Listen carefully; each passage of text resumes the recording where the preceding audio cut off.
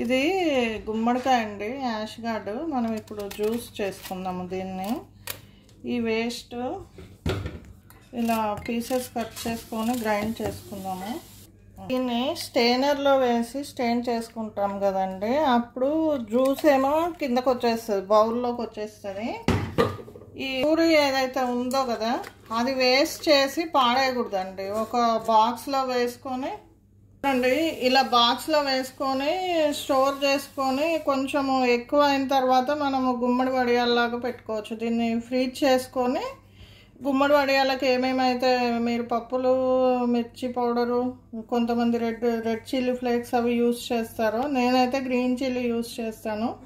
మామూలుగా వడియాల్లాగా పెట్టేసుకోండి. ఇది మా ఫ్రెండ్ చెప్పిందండి ఈ టిప్పు. సరే ఫ్రెండ్స్, ఇదిగో గుమ్మడి వడియాలు పెట్టేశాను నేను. దీంట్లో కొంచెం బొబ్బరి పప్పు వేసాను నేను. Okay, bye. మీరు వేస్ట్ చేయకుండా మీరు ఇలా చేసుకోండి. బాయ్.